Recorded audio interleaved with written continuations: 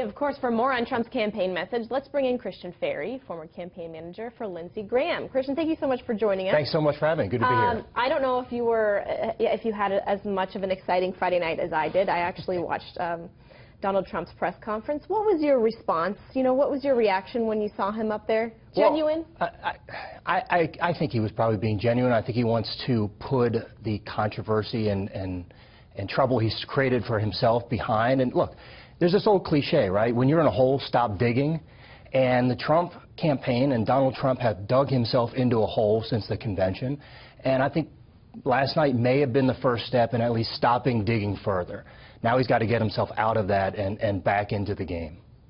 Obviously, he's going to be campaigning throughout the weekend. He's got a big day on Monday. There's going to be an economic plan debuted in Detroit.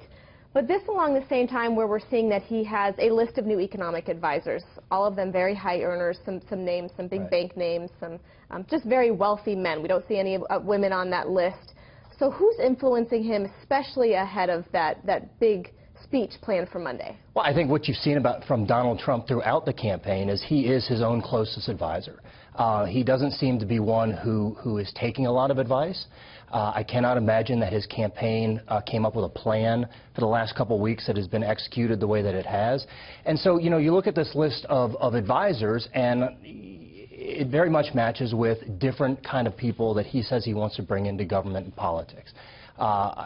His key in this election is to really maximize white voters.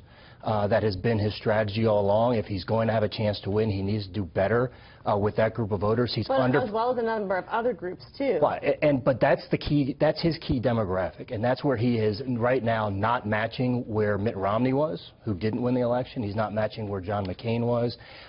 Before he can even begin to reach out further than that, he needs to solidify that base, and he hasn't been able to do it yet. So what does he need? You know, what does he need to say to really capture people's attention? He's going up a lot against a lot. We know people are going to be focusing on the Olympics. We know they're going to be tuning out to anything political really over the next 2 weeks. It's sort of a hiatus. August is a slow month ahead of it really picking up in September, but he needs to get their attention. He needs to get their attention. He needs to spend this next 3 weeks staying on message and making this campaign about Hillary Clinton.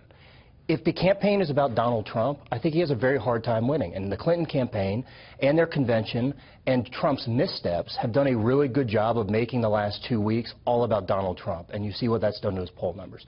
He needs to get on message. He needs to make this election about Hillary Clinton, a referendum on her. And he needs to do that over the next 3 weeks, or I'm afraid he gets to Labor Day and it's going to be too late. That being said, you can't count him out, correct? No, you can never. Look, this has been one of the craziest cycles to date, and anything is possible. Anyone who is hedging their bets solely on Hillary Clinton is or is not making a mistake right now. No, I think they are making a mistake. She has huge negatives. She is not viewed as honest and trustworthy to the American people. You see, you know, just the other day, having to step out again and discuss her email controversy. She brings a lot of baggage to this race.